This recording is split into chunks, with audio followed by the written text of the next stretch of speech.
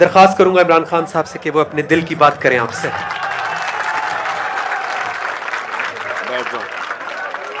बैठ जाओ। बिस्मिल्लाहिर्रहमानिर्रहीम। इय्याका नअबुदु व इय्याका नस्तईन। अच्छा मेरे कारकुनों, पहले तो मैं चेक कर लूंगा किधर किधर से आप सब आए हैं।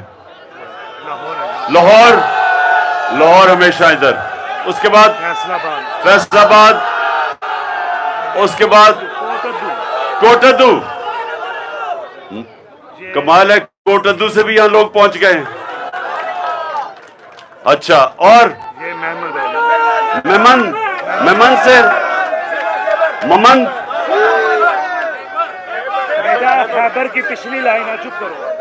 दूसरा पिछली खैबर है जी। खैबर इसके पीछे स्वाबी आएगा। स्वाबी वो गोजरावाला। किधर? गोजरावाला। गुजरावाला मियां वाली।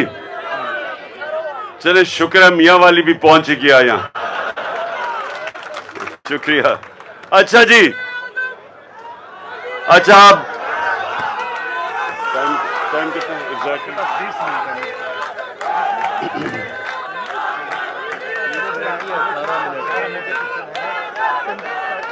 किधर? ओवरसीज पर। अच्छा, हमारे पाकिस्तानी। जी शाहिद भट्ट साहब, बड़ी खुश हुई आपको देख के। आबिद तनवीर साहब, बहुत शुक्रिया। थोड़ा इधर हो जाना, थोड़ा इधर हो जाना। अच्छा जी, अच्छा आप सुने, मेरे कारकुनों सुनो, 17 मिनट है मेरे पास, 17 मिनट है। तो मैं ये चाहता हूं कि मैं अपने नौजवानों को लीडर्स बना दूं। तो क्योंकि फिर से अच्छा, मैं बाहर भी लोग हैं, बाहर भी हैं। अच्छा, बाहर भी हमारे टाइगर बाहर सुन रहे हैं, तो उनके लिए भी, उन सबको मैं आज, हाँ इमरान टाइगर्स भी हैं वहां, और मैं सारों को आज सलाम भी पेश करता हूं। और जिस तरह आपने यहां पहरा दिया है, अगर आप लोग यहां पहरा ना देते तो अभी तक मैं जेल में होता, आपकी वजह से है। मेरे जो मुखालिफ हैं, इस मुल्क के नामवर डाकू जराइम पेशा लोग हैं, और इनके पीछे इनके हैंडलर्स हैं, और उनको सिर्फ एक खौफ, उनकी जिंदगी का एक खौफ है कि कहीं इमरान खान इलेक्शन ना जीत के वापस आ जाए, और उसके लिए हर किस्म की साजिश चल रही है।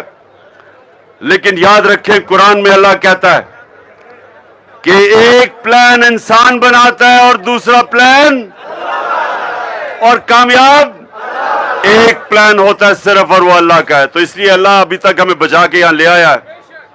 और माशाअल्लाह आपकी जो जमात है पाकिस्तान की तारीख में, मैं फिर से कह रहा हूं, मेरी उम्र तकरीबन पाकिस्तान से 5 साल छोटी है। पाकिस्तान की तारीख में आज तक इस तरह की जमात जो चारों सूबों में पहुंच गई है, नीचे तक पहुंच गई है, किसानों में पहुंच गई है, मजदूरों में, जो घर घर पहुंच गई है, और जो सबसे घरों के अंदर, ख्वातीन के अंदर पहुंच गई है, नौजवानों में, ऐसी कभी पाकिस्तान की तारीख में जमात नहीं आई। और जिसकी वजह से ये सब डरे हुए हैं। तो मेरा आप रमजान में मेरी कोशिश है कि जो मेरे कारकुन यहाँ आते हैं, मैं इनकी तरबियत करूं, और मैं इनको मुस्तकबिल के लीडर बनाऊं। तो आज मैं आपको लीडर की क्वालिटी बनाना चाहता हूं कि लीडर क्या होता है, उस पर क्या सलाहियत होनी चाहिए। तो सबसे दुनिया की तारीख का अजीम लीडर कौन था?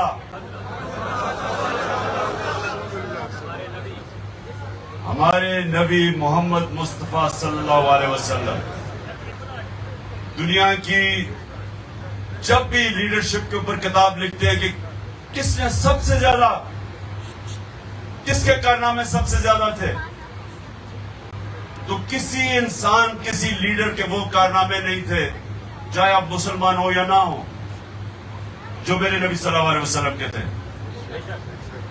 एक किताब लिखी गई 100 ग्रेटेस्ट मैन, दुनिया के 100 अजीम इंसान, उसमें नंबर 1 हमारे नबी थे। अंग्रेज ने लिखी थी, क्योंकि जो सलाहियत उनमें थी किसी और दुनिया के लीडर में नहीं थी। तो अब मैं आपको बताना चाहता हूं वो सलाहियतें क्या थी। सबसे पहले लीडर के कैरेक्टर होना चाहिए। अगर लीडर का कैरेक्टर नहीं है वो लीडर नहीं बन सकता। डंडे मार के वो लोगों को इज्जत नहीं करवा सकता। अपनी इज्जत आती है उसके कैरेक्टर से, और वो कैरेक्टर 2 चीजों के ऊपर बेस होता है, सादिक और अमीन। नबूवत से पहले मेरे नबी को सब सादिक और अमीन कहते थे, और हर मसला जब लोग हल करना चाहते थे तो उनके पास जाते थे, क्योंकि उनको पता था वो सच्चे भी हैं और अमानतदार भी। ये 2 क्वालिटीज सबके, अगर आप अपनी इज्जत करवाना चाहते हैं, ये 2 चीजें अपने अंदर डाल लें। आसान नहीं है, सच बोलना आसान नहीं है। जालिम के सामने सच बोलना आसान नहीं है। सच आपको ताकत देता है, क्योंकि अल्लाह अल्लाह के, अल्लाह सच है। जब आप सच बोलते हैं वो आपके साथ आके खड़ा हो जाता है। और सच्चे आदमी कहीं दुनिया के माशरे में चले जाएं, क्योंकि वो रब्बुल आलमीन है और हमारे नबी रहमतुल आलमीन है, सब इंसानों के लिए रहमत बन के आए। तो जो उनके रास्ते पे चलेगा, और पहले तो वो सच्चा, जब वो सच बोलेगा, जहां भी दुनिया में चले जाए आपकी इज्जत होगी। एक बूढ़ा कुरैश आया नबी सल्लल्लाहु अलैहि वसल्लम के पास और कहा कि ऐ नबी, मैं उम्र के उस हिस्से में हूं कि मेरा सारा कबीला मुसलमान हो गया, तो मैं सिर्फ इसलिए मुसलमान हो रहा हूं कि मेरा सारा कबीला मुसलमान हो। लेकिन नबी मुझे एक चीज बता, एक, क्योंकि मैं अपनी आदतें नहीं बदल सकता, मुझे एक चीज बता कि मैं वो करूं और मैं मुसलमान हो जाऊं। तो नबी सल्लल्लाहु अलैहि वसल्लम ने कहा सच बोलो। एक चीज मुसलमान होने के लिए है तो सच बोला करो। सच की इतनी बड़ी ताकत है, झूठे आदमी की कोई इज्जत नहीं है। जब कोई इंसान कहता है कि मेरी लंदन तो छोड़ो, पाकिस्तान भी कोई प्रॉपर्टी नहीं है, और 2 साल के बाद अरबों रुपए की प्रॉपर्टीज लंदन में निकलाती हैं, तो इज्जत नहीं लोग करते, इज्जत नहीं करते। हाँ, वो तो और चीजें निकलती आ रही हैं। लेकिन सुनो सुनो सुनो सुनो, हम उधर नहीं जा रहे। मैं जो आपको कह रहा हूं कि पहले तो सच की ताकत पहचाने। सच, एक गैरतमंद आदमी क्यों सच बोलता है? अगर उसका झूठ पकड़ा जाए तो वो जलील हो जाता है। तो अगर गैरत होगी तो जलील होगा, बेगैरत तो जलील ही नहीं होगा। गैरतमंद आदमी, छोड़ो उनको, छोड़ो। अच्छा, दूसरी चीज अमानतदार, इंसाफ करना। ये याद रखें कि इंसाफ करना ये भी आसान नहीं है। कुरान में अल्लाह कहता है,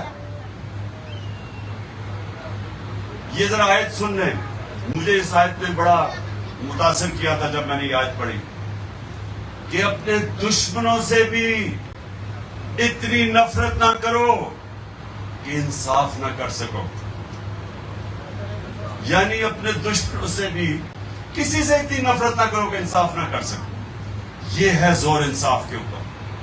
माँ बाप भी अगर माँ बाप के सामने भी उनके खिलाफ भी इंसाफ करना पड़े, इंसाफ करो।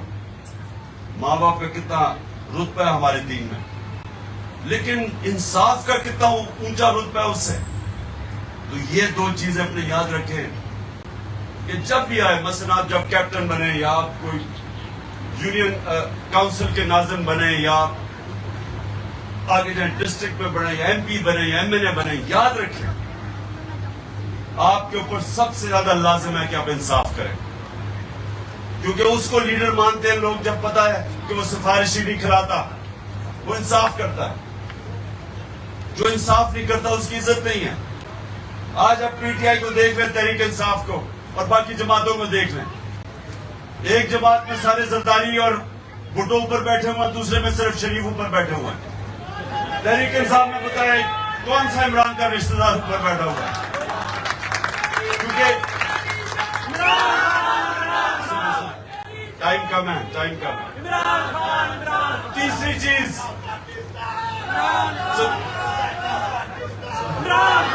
बस तीसरी क्वालिटी, दो क्वालिटीज मैंने बता दी। तीसरी क्वालिटी, तीसरी जो क्वालिटी है वो कि बुज़दिल इंसान लीडर नहीं बन सकता। जो लीडर बनता है उसको अपने खौफ के ऊपर काबू पाना पड़ता है। ये नहीं कि हमें खौफ नहीं है, सबको खौफ होता है, लेकिन लीडर तब बनेगा जब वो खौफ के ऊपर काबू पा ले।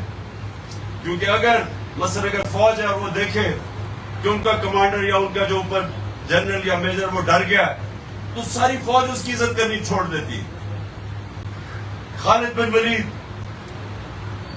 दुनिया की तारीख का शायद ही कोई इस तरह का जनरल आया हो।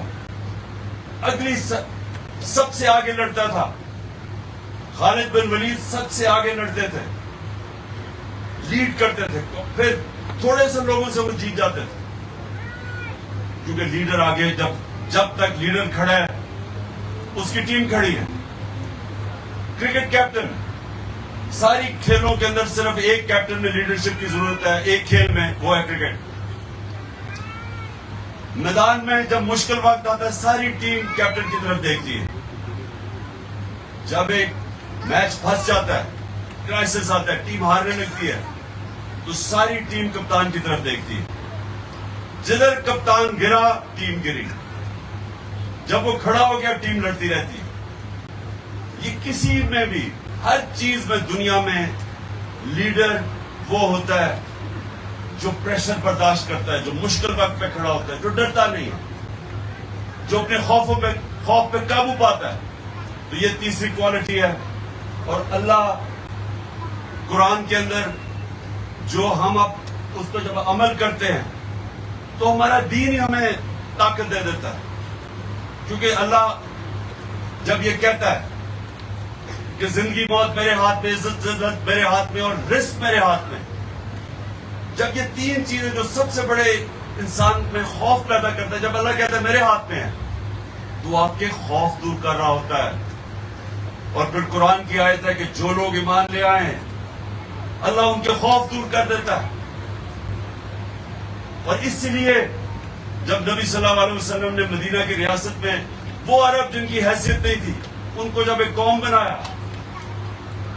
और उन्होंने दो सुपर पावर्स उनके देखते देखते 10-11 सालों में वो गिर गई, तो वो आजाद लोग थे, खौफ से आजाद हो गए, मौत के खौफ से आजाद हो गए। और वो लोग, आजाद लोगों ने दुनिया की इमामत की, कई 100 साल तक मुसलमान दुनिया की इमामत करते रहे, दुनिया की सुपर पावर बने रहे। लेकिन बुनियाद रखी थी मदीना में दुनिया के सबसे अजीम लीडर ने, कि उन्होंने लोगों को आजाद कर दिया, खौफ से आजाद कर दिया। फिर ये पैसे का बोता है, लालच है, ये सब बोता है, इन सब से आजाद कर दिया और वो इंसानों को अजीम इंसान बना दिया। जो जमीन पे रेंग रहे थे उनको पर दे दिए। और वो लोग फिर दुनिया की हर चीज में आगे निकल गए। साइंसदान भी सब मुसलमान थे कई 100 साल तक, तो हर चीज में वो आगे निकल गए। तो सबसे पहली चीज कि ये जो खौफ है, ये आपको जमीन पे रखता है, ये जंजीर है, खौफ जंजीर के बांध पे रखता है, आपको बड़ा इंसान नहीं बनने देता। कई लोग हैं जो बड़ा डरते हैं। मसलन जो सबसे पहला आदमी जो सबसे ऊंचे पहाड़ पे चढ़ा था, उसका नाम था एडमंड हिलरी। उससे पहले जिसने कोशिश की थी पहाड़ पे चढ़ने की, या वो मर गया था और या वो फेल हो गया था। तो सोचे कि जब ये पता हो कि मेरे से पहले या मर गए थे, क्योंकि बड़ा मुश्किल था उन दिनों में, आज से 70 साल पहले सबसे ऊंचे पहाड़ पे चलने का, तो या वो मर गए थे या वो हार मान के वापस आ गए। तो जब एक आदमी एडमंड हिलरी ने फैसला किया कि मैं चढ़ूंगा, तो उसने सबसे पहले अपने खौफ के ऊपर काबू पाया, मौत के खौफ के ऊपर काबू पाया। और सारी दुनिया याद रखेगी उस पहले आदमी को जो सबसे ऊंचे पहाड़ पे चढ़ गया, माउंट एवरेस्ट पे। उसी तरह स्पोर्ट्स में, क्रिकेट में मैं बताऊं, मैं क्रिकेट खेलता था। तो जब मैं क्रिकेट खेलता था, बड़े बड़े अल्लाह ने टैलेंट खिलाड़ियों में दिया हुआ था, लेकिन वो बैट्समैन गेंद लगने से डरते थे, उसकी वजह से ऊपर नहीं जा सके, या वो हारने से डरते थे। ये भी बहुत बड़ा खौफ है, हारने का खौफ। बिजनेसमैन होता है वो जो डरता है कि मुझे नुकसान ना हो जाए, वो कभी बड़ा बिजनेसमैन नहीं बनता। हर जगह इंसान को चैलेंज आता है, और बड़ा इंसान वो होता है जो अपने खौफ पे काबू पा जाता है। और फिर ये याद रखें कि जो आपकी जिंदगी है ना, वो कभी सीधी लाइन पे ना ऊपर जाती है ना नीचे आती है। ये जरा गौर से सुने आप। जिंदगी जो है ना, वो ऊंच नीच का नाम है। अच्छे वक्त बुरे वक्त आते हैं जिंदगी में। ये कोई भी आज, मसलन मैं अगर क्रिकेट में बड़ा नाम था, तो बड़े बड़े मुश्किल वक्त आए, हारा, यानी बड़े बड़े मैचेस भी हारे, फेंटे पड़े। यानी ये नहीं कि मैं एकदम ऊपर चला गया, बड़ी होता क्या कि आप एक जगह पहुंचते हैं, आप हारते हैं, आप नीचे आ जाते हैं। जब आप नीचे आते हैं, अल्लाह फिर आपको इम्तिहान में डाल देता है। वापस ऊपर वो आदमी आता है जिसको हार हरा नहीं सकती, वो हार नहीं मान जाता, वो फिर से खड़ा होता है। और वो सबसे इंपॉर्टेंट चीज, अपनी गलतियों का जायजा लेता है कि मैं क्यों हारा था। मैं जब क्रिकेट खेलता था, सोने से पहले सारा नोट करता था कि मैंने ये गलती की, ये गलती की और ये गलती की। फिर मैं जाता था प्रैक्टिस करके, वो अपनी गलतियों को दूर करने की कोशिश करता था। कई एक हफ्ते में हो जाती थी, कई 6 महीने में होती थी गलतियां दूर, कई 1 साल लग जाता था, और कई मेरी ऐसी गलती जो 3-4 साल लगे मुझे दूर करने में। लेकिन ऊपर तब आप जाते हैं जब आप अपनी गलतियों का जायजा लेके, मेहनत करके, दूर करके फिर ऊपर जाते हैं। और फिर आप ऊपर जाते रहते हैं, फिर आपको नुकसान होता है, फिर आप कोई करते हैं, फिर और ऊपर चले, इस तरह ऊपर जाते हैं। कोई ये, हम जब बचपन में, मैं जब 12-13 साल का था, तो मैं ये सोचता था कि मैं एक मैच देखने गया हूं, टेस्ट मैच। उन्होंने कहा जी ये खिलाड़ी कब हो गया, मैंने हाथ खड़ा किया, उन्होंने मुझे खिला दिया और मैं स्टार बन गया। ये सिर्फ ख्वाब में होता है ऐसे, असल जिंदगी में ऐसे होता नहीं है। जिंदगी एक मेहनत और मुश्किल का नाम है, जिंदगी एक जद्दोजहद का नाम है। और जब तक आप अपने आप को चैलेंज करते रहते हैं, आप सीखते जाते हैं और ऊपर जाते रहते हैं। और आखिर में जो लीडर होता है, वो अपने आप से बाहर निकल आता है, वो अपनी मैं को काबू करता है, वो अपनी मैं का गुलाम नहीं बनता, वो अपने मैं और मैं का बुत तोड़ता है। कोई भी बड़ा लीडर होता है, वो अपनी जात के अंदर जो अपनी सोचता है, वो कभी बड़ा लीडर नहीं बन सकता। लिहाजा नबी सल्लल्लाहु अलैहि वसल्लम ने जब इतनी मुश्किलों के बाद सारा अरब उनके नीचे आ गया, सारे अरब का मालिक बन गए मुश्किलों के बाद, तो अराफात में जब आखिरी खुतबा देते हैं और जब अपना खुतबा खत्म करते हैं और कहते हैं हम लोगों से कि बताओ कि मैंने दयानतदारी से अल्लाह को आपका पैगाम दिया, क्योंकि आज मैंने आपका अल्लाह का पैगाम मुकम्मल कर दिया। तो सारे ही लाख लोगों की आवाज आई कि हाँ नबी, आपने दयानतदारी से अल्लाह का पैगाम दिया हमें। फिर रोना शुरू कर देते हैं लोग, क्योंकि उनको एकदम ये सोच आती है कि ये अगर पैगाम पूरा कर दिया तो अब तो इन्होंने हमारे में रहना नहीं है। ये तो पैगाम देने के लिए आए थे, ये जात के लिए नहीं आए थे, ये अपने महल बनाने के लिए, जायदादें बनाने के नहीं आए थे, ये तो एक अल्लाह का पैगाम लेके आए थे। इसलिए आज तक और जब तक दुनिया रहेगी हम उनके लिए अपनी जानें कुर्बान देने के लिए तैयार हैं, क्योंकि वो हमारे लिए आए थे, अपने लिए नहीं आए थे। और कायदे आजम हमारे जो इस मुल्क का लीडर लंग कैंसर से मर रहे थे, किसी को पता नहीं चलने दिया कि कहीं पाकिस्तान को रोक ना दे बनने से। अपनी जात के लिए नहीं आए थे, उनको तो पता था कि उन्होंने जिंदा नहीं रहना, लेकिन हमारे लिए उन्होंने पाकिस्तान के लिए आखिरी दम तक जद्दोजहद की, जिसके लिए जब तक हमारा मुल्क रहेगा हम कायदे आजम को सलाम भी करें, उनके लिए दुआएं भी देंगे। अच्छा जी, दुआ करते हैं। रोजा तकरीबन खुल के आजान होने से पहले 4 मेरी अल्लाह से दुआ है, 4 मेरे साथ हाथ उठाएं, दुआ करें। अल्लाह पाकिस्तान को मदीना के रियासत के असूलों के ऊपर एक अजीम कौम बना। अल्लाह पाकिस्तान वो मुल्क बने जो कोई इंसान भूखा ना सोए। अल्लाह पाकिस्तान में अदल और इंसाफ पैदा कर और इंसानों को कानून के सामने एक बराबर कर दे।